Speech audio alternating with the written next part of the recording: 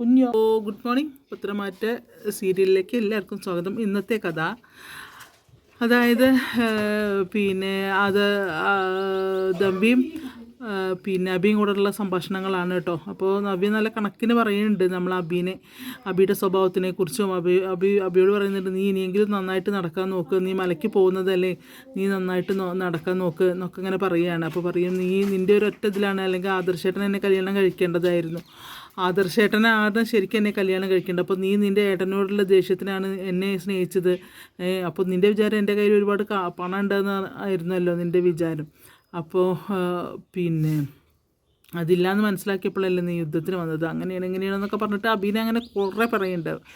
അപ്പോൾ പറയും, ശരി, നീ എന്തായാലും ഇനിയെങ്കിലും നേരെ നോക്ക്, കാരണം നീ മലയ്ക്ക് വിട്ട് വലിയ കാര്യമൊന്നുമില്ല, ഒരു വ്രതം എടുക്കാണ്ടാണ് നീ പോണത്. വ്രതത്തിലൊക്കെ നല്ല കഠിന വ്രതം എടുത്ത് പോകണം, അവർക്കും കൂടി ബുദ്ധിമുട്ടുണ്ടാക്കും നീ അവരെ കൂടെ പോകുന്നത്, അതുകൊണ്ട് നീ പോവാതിരിക്കാവോ നിനക്ക് നല്ലത് എന്നൊക്കെ പറയുക. അപ്പോൾ പറയും, നീ ശരി, നിനക്ക് നിൻ്റെ കാര്യങ്ങളൊക്കെ നടന്ന് കിട്ടുന്നുണ്ടല്ലോ, പിന്നെന്താ എന്ന് ചോദിക്കുക. പറയും, കഴിഞ്ഞിട്ടില്ല, ഇനി എൻ്റെ ആവശ്യങ്ങൾ ഞാൻ പറയും, നീ ചെയ്തോളണം, നിൻ്റെ അമ്മയുടെയും വീഡിയോസിൻ്റെ കയ്യിലുള്ളിടത്തോളം കാലം ഞാൻ പറയുന്നത് നിങ്ങൾ അനുസരിക്കുക തന്നെ വേണം എന്നൊക്കെ അങ്ങനെ കുറേ വെച്ചിട്ട് അങ്ങനെ ബ്ലാക്ക് മെയിൽ ചെയ്ത് നിർത്തിയിരിക്കുകയാണ് കേട്ടോ അബീനെ. അവിടുന്ന് അവസാനം അങ്ങനെ നവ്യ അങ്ങോട്ട് പോകുമ്പോൾ അബി ഇങ്ങനെ പറയും, ആദ്യമായിട്ട് ഞാൻ കഠിന വ്രതം എടുത്തിട്ട് തന്നെയാണ് പോണത്, കാരണം ഞാൻ മല കയറി ചെന്ന് അയ്യപ്പസ്വാമിനെ കാണുമ്പോൾ എൻ്റെ മനസ്സിലൊരൊറ്റ പ്രാർത്ഥന, നീ എന്നെ വിട്ടു പോകണം തന്നെയാണ് എന്നൊക്കെ പറയണേ. അത് കഴിഞ്ഞ് നമ്മളെ ദേവയാനി ഇങ്ങനെ കിടക്കുകയാണ് കേട്ടോ ബെഡിൽ. അപ്പോഴേക്കും അനാമികയുടെ അമ്മയും കൂടെ ദേവയാനി കാണാൻ വരും.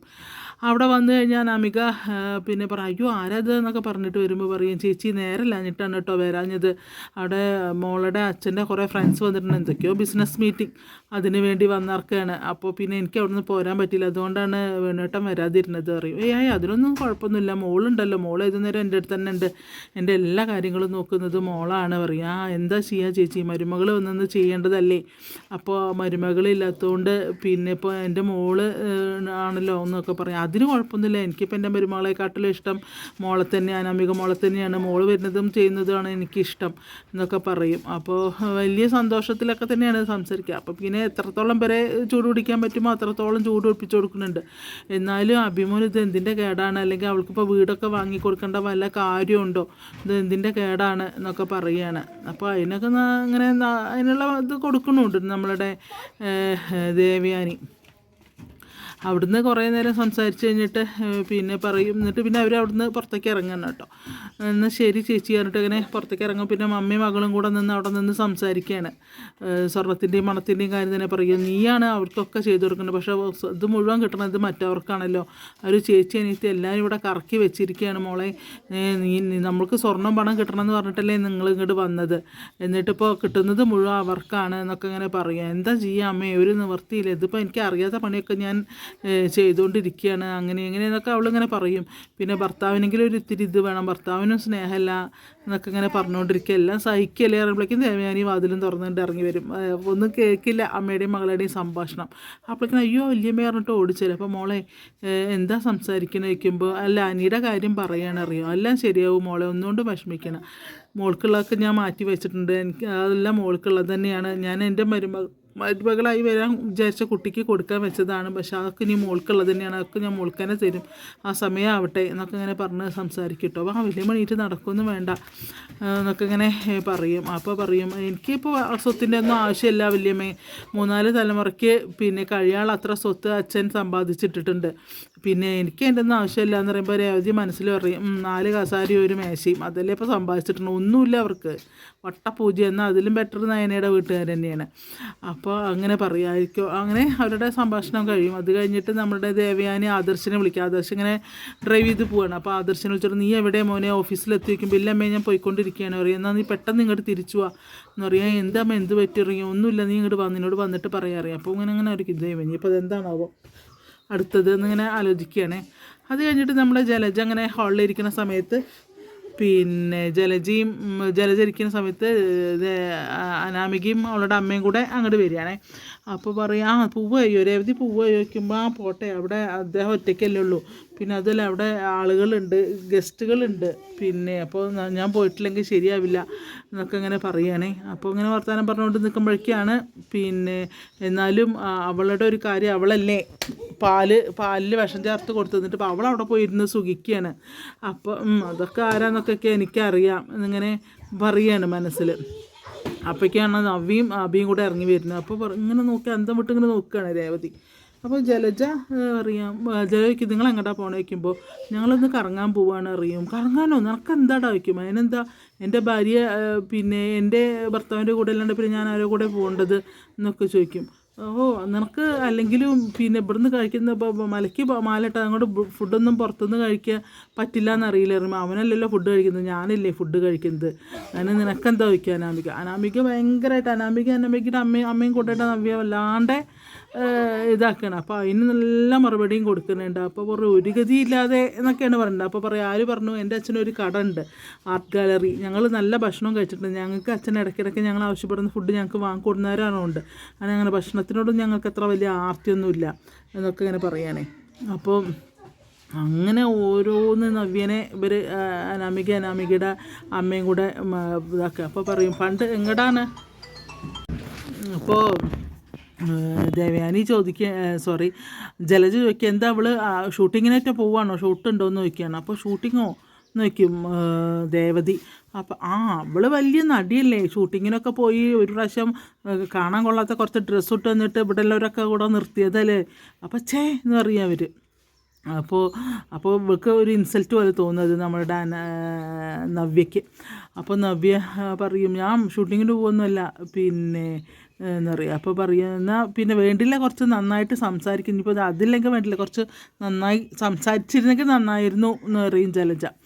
അപ്പോൾ ഞാൻ എങ്ങനെയാണ് സംസാരിക്കുന്നത്, എന്താ എൻ്റെ സംസാരത്തിന് കുഴപ്പം എന്ന് വെച്ചിട്ട് അങ്ങോട്ട് ചെല്ലും നവ്യ ജലജയുടെ നേർക്ക്. ഞാൻ എങ്ങനെ സംസാരിക്കണ്ടേ എന്ന് വെച്ചിട്ട്. അപ്പോൾ ഒരു പാട്ട് അങ്ങോട്ട് പാടും, സ്വർണ്ണ മീനിൻ്റെ എന്ന് പറയുമ്പോൾ ഇങ്ങനെ എല്ലാവരും മുഖത്തോട് മുഖം നോക്കുക, എന്താ അപ്പോൾ അത് കഥ.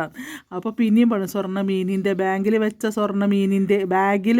സ്വർണ്ണ മീനിൻ്റെ എന്ന് പറഞ്ഞിട്ട്. അതായത് പറയാനും പറ്റില്ല, എന്നാൽ ജലജയ്ക്കും മകനും മനസ്സിലാവും ചെയ്യണം. ആ രീതിയിൽ നവ്യ ഒരു പാട്ട് അങ്ങോട്ട് പാടുകയാണ്. അതോടുകൂടി ജലജ എല്ലാം ഇങ്ങോട്ട് ഡൗൺ ആവും. അപ്പോൾ അറിയാം അതല്ല, സംസാരത്തിനൊന്നും കുഴപ്പമൊന്നുമില്ല, നല്ല സംസാരമൊക്കെ തന്നെയാണ്, പക്ഷെ ഒന്ന് ശ്രദ്ധിക്കണം അങ്ങനെ എങ്ങനെയെന്നൊക്കെ ഇങ്ങനെ പറയുമ്പോൾ ഇവരിങ്ങനെ അമ്മയും മകൾക്കും മനസ്സിലാവണില്ല, ഇത് എന്താണ് കഥ എന്നുള്ളത് അമ്മയ്ക്കും മകൾക്കും മനസ്സിലാവുന്നില്ല. അപ്പോൾ പറയുക എന്നോട് മര്യാദയ്ക്ക് ഇത് സംസാരിച്ചില്ലെങ്കിൽ അതിനുള്ള മറുപടി കിട്ടുന്നൊക്കെ പറയുന്നത്. നവ്യ നല്ല കലക്കൻ മറുപടിയും പറഞ്ഞിട്ട് അവിടുന്ന് അങ്ങനെ പോവുകയാണേ. വാബി ഇവിടെ നിന്ന് ശരിയാവില്ല എന്നറിയാം. അതായത് കിട്ടിയോ ഇല്ല, ചോദിച്ചു വാങ്ങിയെന്ന് പറഞ്ഞ പോലെ ചോദിച്ചിട്ട് നല്ല മറുപടി നവ്യയുടെ അടുത്ത് നല്ല കണക്കിനുള്ള മറുപടിയും കൊടുത്തിട്ട് നവ്യ അഭിനയം കൊണ്ട് പോവുകയാണ്. അപ്പോൾ പറയും എങ്ങനെ സഹിക്കണു പിന്നെ ഇതിനെ ഈ മരുമകളെ, ആ ചോദ്യം നവ്യോടും ചോദിക്കുന്നുണ്ട്. എങ്ങനെയാണ് ഇങ്ങനെ ഒരു മരുമകളെ സഹിക്കണമെന്ന് ജലജനോട് രേവതി ചോദിക്കുമ്പോൾ എടുത്ത വഴിക്ക് പിന്നെ നമ്മുടെ നവ്യ പറയുന്നുണ്ട്, എങ്ങനെയാണ് ഇങ്ങനെ ഒരു മകളെ നിങ്ങൾ സഹിക്കുന്നത് ആൻറ്റി എന്ന് ഞാൻ ചോദിച്ചാലോ എന്ന് പറയുകയാണ്. അപ്പോൾ എടി എന്ന് പറഞ്ഞിങ്ങനെ വിളിക്കും, നീ ഒന്ന് വന്ന് അന്വേഷിച്ച് നോക്ക്, എൻ്റെ മകളെക്കുറിച്ച് അടുത്തുള്ളവർ പറയണത് അറിയാം. അപ്പം നിങ്ങൾ അടുത്തൊന്നും ആൾക്കാരുണ്ടാവില്ലല്ലേ, എന്തായാലും ഇവളെ പറ്റിയിട്ടൊന്നും പറയൊന്നും വേണ്ട എന്നൊക്കെ പറഞ്ഞിട്ട് നല്ല മറുപടി തന്നെയാണ് നവ്യ പിന്നെ ജലജയ്ക്കും അനാമികയ്ക്കും രേവതിക്കും കൊടുക്കുന്നത് കേട്ടോ. ഉരുളയ്ക്ക് ഉപ്പേരി പോലത്തെ മറുപടിയാണ് കൊടുക്കുന്നത്. കാരണം ഇവരുടെ ആരുടെയും കളി നമ്മുടെ അടുത്ത് നടക്കില്ല എന്നുള്ള കാര്യം സത്യം.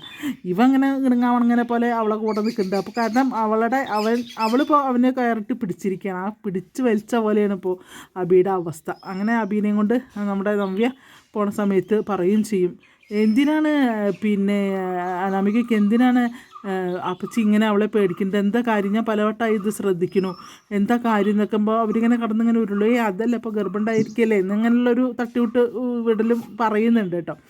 അപ്പോൾ പറയും എന്തായാലും കൊള്ളാം, എങ്ങനെ ഇതിനെ സഹിക്കുന്നത്, ഇവളുടെ ചേച്ചിയും കൂടെ മുടിപ്പിക്കും, ഈ വീട് നിങ്ങളെയൊക്കെ തച്ചോടിക്കും, അങ്ങനെ ചെയ്യും ഇങ്ങനെ ചെയ്യുന്നൊക്കെ പറഞ്ഞ് കുറേ ജലജയുടെ മനസ്സിലും കുറേ ഇതാക്കിയിട്ടും. പക്ഷേ ജലജ അവരെ നോക്കിയിട്ട് മനസ്സിൽ മുറുമുറുക്കുണ്ട്. പിന്നെ എന്നറിയും അവളെ എനിക്ക് എന്തെങ്കിലുമൊക്കെ ചെയ്യാൻ തോന്നുകയാണ് അറിയുന്ന അനാമിക.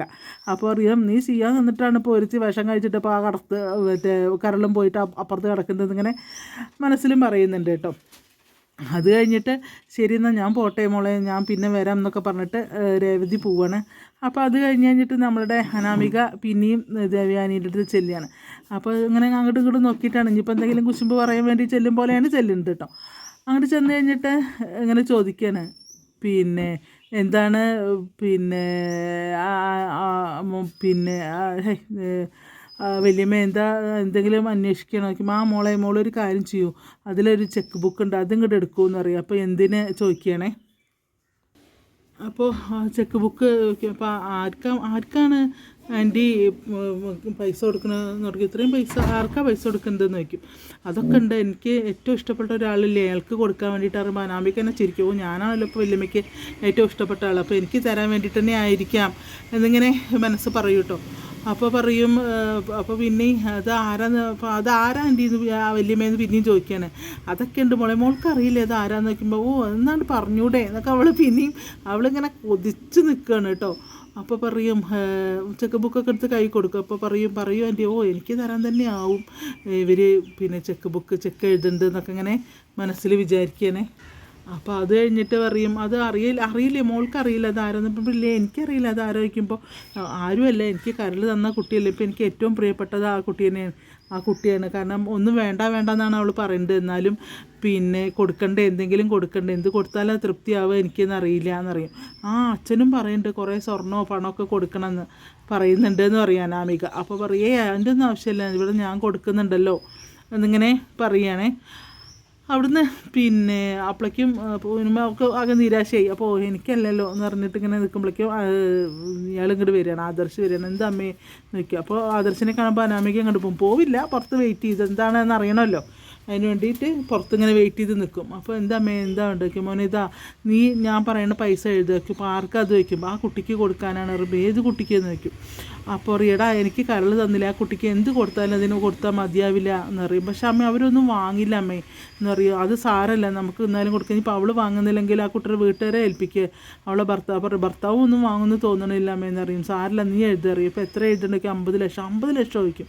എന്തേ കുറഞ്ഞു പോയോ, എന്നാൽ നമുക്ക് എത്ര കൊടുക്കേണ്ടത് നീ പറ അറിയാം. അപ്പോൾ അപ്പുറത്ത് നിന്നിട്ട് അനാമിക പറയും, ചോര കൊടുത്താൽ മതിയായിരുന്നു, എനിക്ക് കിട്ടിയിരുന്നു ഒരു 10 ലക്ഷം എന്നിങ്ങനെ മനസ്സിൽ പറയുമോ അവൾ കേട്ടോ. അവിടുന്ന് പിന്നെ അതുകൊണ്ടൊന്നും കാര്യമില്ല അമ്മ, അതല്ല അവർ അതൊന്നല്ല പ്രതീക്ഷിക്കുന്നത് എന്നറിയുമ്പോൾ എന്ത് കൊടുത്താലും ശരി എന്നറിയാം. അപ്പോൾ പറയും എന്നാലും പൈസയുടെ കാര്യം തന്നെയാണ് അപ്പോഴും പറയുന്നത്. എന്നാലും ഈ പൈസ കൊടുക്കണം, അല്ലെങ്കിൽ അവളുടെ അക്കൗണ്ട് നമ്പർ വാങ്ങിയിട്ട് അല്ലെങ്കിൽ ഇട്ട് കൊടുക്കണം എന്നൊക്കെ ഇങ്ങനെ പറയുകയാണ്. അപ്പോൾ പറയും അമ്മ എന്ത് കൊടുത്താലും അവർ വാങ്ങില്ല, അവരത്ര നല്ല മനുഷ്യരറിയുമ്പോൾ അങ്ങനെയുള്ള ആൾക്കാരെയാണ് കാണേണ്ടത്. അമ്മ ഇനി എന്തായാലും അമ്മ ഇവിടുന്ന് അസുഖമൊക്കെ മാറി നീക്കുമ്പോൾ നേരിട്ട് കാണുമ്പോൾ എന്തെങ്കിലും കൊടുക്കുക, അപ്പോൾ കൊടുത്താൽ പോരെ എന്ന് ചോദിക്കും. അപ്പോൾ കൊടുക്കും, പക്ഷേ ഇതല്ല. അപ്പോൾ ഞാൻ വേറെ കൊടുക്കും പലതും. അപ്പോൾ ഇപ്പോൾ അതല്ല വേണ്ടത്, ഇപ്പോൾ ഈ പൈസ കുട്ടിക്ക് കൊടുക്കണം എന്നിങ്ങനെ പറയുകയാണ്. അപ്പോൾ പിന്നെ അങ്ങനെ ആഘാതം വിട്ടിരിക്കും. ഇനിയിപ്പോൾ എന്ത് ചെയ്യും, കാരണം നയനയ്ക്കാണ് നമ്മളിത് കൊടുക്കാൻ പോണത്, നയനയ്ക്കാണ്. അതിപ്പോൾ ഇവർക്ക് മാത്രമല്ലേ അറിയുള്ളൂ. അങ്ങനെ പ്ലാൻ ചെയ്തുകൊണ്ടിരിക്കുകയാണ്. ഇനിയിപ്പോൾ 50 ലക്ഷം കൊണ്ട് കൊടുക്കണത് പോരെ എന്നുള്ളതാണ് ചോദ്യം. അങ്ങനെ ഇന്നത്തെ പത്രമാറ്റ് കുഴപ്പമില്ലാണ്ട് പോയിട്ടുണ്ട്, നല്ല രസമാണ് കാണാൻ, എല്ലാവരും കാണുക. അതേപോലെ തന്നെ ഞാൻ ഇത് കൂടെ ഈ കഥകളല്ലാണ്ട് തന്നെ ഞാൻ വേറെയും പിന്നെ വീഡിയോസ് ഇടുന്നുണ്ട് എൻ്റെ ചാനലിൽ. നിങ്ങളൊക്കെ ഒന്ന് കണ്ട് ഇഷ്ടപ്പെട്ടൊന്ന് സബ്സ്ക്രൈബ് ചെയ്യും, ബെല്ലൈക്കൺ അമർത്തുകയൊക്കെ ചെയ്യണം. നിങ്ങൾ വിലയേറെ കമൻറ്റുകളും പറയണം കേട്ടോ. പിന്നെ അങ്ങനെ എല്ലാവർക്കും എൻ്റെ കുടുംബത്തിൻ്റെയും നല്ലൊരു ദിവസം നേരുന്നു. Okay, thank you.